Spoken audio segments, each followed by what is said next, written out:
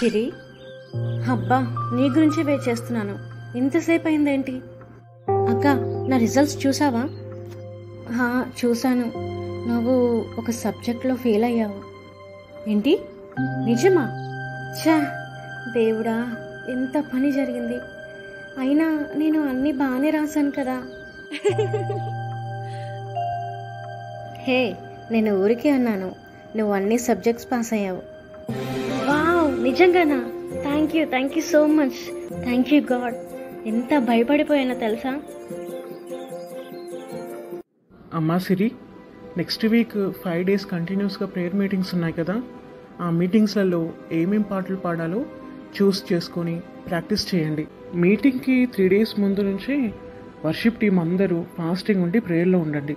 అప్పుడే మీరు ఆరాధిస్తుండగా మీలో ఉన్న దేవుని వెలుగు పాటల రూపంలో మీ నోటి నుంచి అగ్నిగా బయటికి వచ్చి వింటున్న ప్రతి ఒక్కరి హృదయాన్ని తాకి అభిషేకాన్ని కుమ్మరిస్తుంది. సరేనా? సరే అంకుల్. సిరి, అక్క, నీతో కొంచెం మాట్లాడదామని వచ్చాను. ఏంటక్క? అదేం లేదు. నువ్వు నాతో పాటు హైదరాబాద్ వస్తావా? హైదరాబాదా? ఎందుకు? అక్కడే చదువుకో. నిన్ను ఒక కోర్సులో జాయిన్ చేస్తాను. ఆ కోర్స్ చేస్తే జాబ్ తొందరగా వస్తుంది. అవునా అక్క, హైదరాబాద్లో చదువులు అంటే నాకు ఇంగ్లీష్ సరిగ్గా రాదు కదా. అక్కడ అందరూ ఇంగ్లీష్ లేదా హిందీలోనే మాట్లాడతారు. ఏం పర్లేదు, నేను ఉన్నా కదా నీకు నేర్పించడానికి. కొన్ని రోజులు పోతే అన్నీ నీకే అలవాటు అవుతాయి, ఇంకా అర్థమవుతాయి. ఏమంటావు?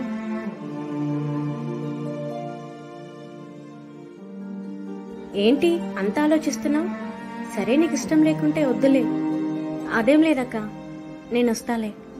సరే, రేపే మనం హైదరాబాద్ వెళ్తున్నాం. అమ్మతో నేను మాట్లాడతాను, సరేనా?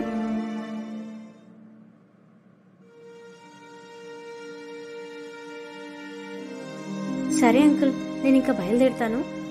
సరే అమ్మా, జాగ్రత్త. నీలాంటి మంచి వర్షిపర్ని మిస్ అవుతున్నాం. నెలకు ఒక ఆదివారం అయినా ఇక్కడికి రావడానికి ట్రై చేయి. తండ్రి, సిరిని నీ హస్తాలకు అప్పగిస్తున్నాను. నీ తోడును నీ కాపుదలను ఎల్లప్పుడూ ఆ బిడ్డకు అనుగ్రహించండి. చదువుల్లో తోడుగా ఉండండి. యవన ప్రాయపు కాడులు ఏవీ తన మీద పని చేయకుండా నీ ఒడిలో తనని దాచుకొనమని నజరుడైన యేసుక్రీస్తు నామములో ప్రార్థిస్తున్నాను తండ్రి. ఆమేన్. ఆమేన్. సరే అంకుల్, వెళ్ళొస్తాను. మంచిదమ్మా. God bless you. Siri, certificates అన్ని తీసుకున్నావా? అక్క, తీసుకున్నాను. సరే, పద మరి. Hello sir, good morning. తను మా చెల్లెలు. కోర్సులో జాయిన్ చేద్దామని తీసుకొచ్చాను. Good morning sir. ఓకే, రామ్మా, ఇలా కూర్చో. మొత్తానికి నిన్ను జాయిన్ చేశాను. ఇంకా రేపటి నుంచే క్లాసెస్ స్టార్ట్ అవుతాయంట. సో నువ్వు రేపటి నుంచే రావాలి, ఓకేనా? కానీ అక్క, అంత ఫీజు ఎలా కడతాం? అదంతా నేను చూసుకుంటాను. నువ్వు బాగా చదువుకో, సరేనా? సరే అక్క.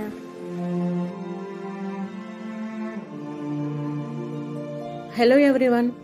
సో టుడే మీ ఫస్ట్ డే కాబట్టి ఈరోజు క్లాస్ ఏం తీసుకోను. ఒకరికి ఒకరు పరిచయం చేసుకోండి. So today topic is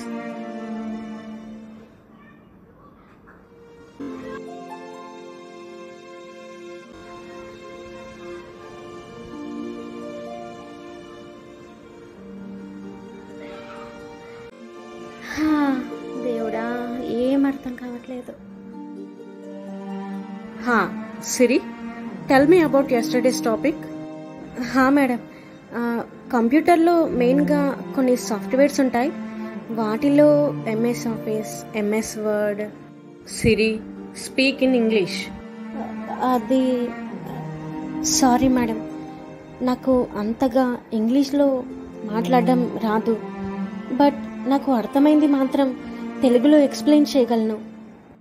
it's okay. దేవా, నాకు ఇంగ్లీష్లో మాట్లాడడం రాదు.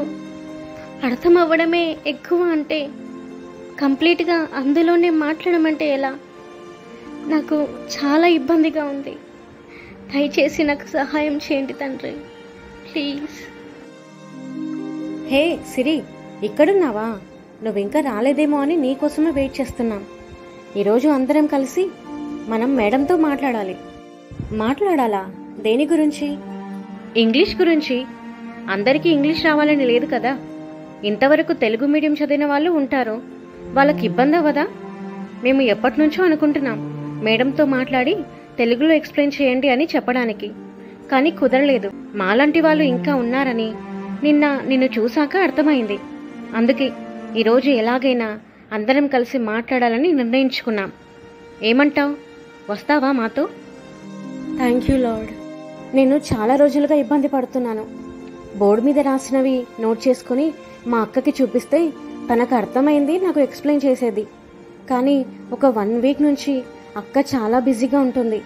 నాకు ఎక్స్ప్లెయిన్ చేసే టైం కూడా తనకు ఉండట్లేదు.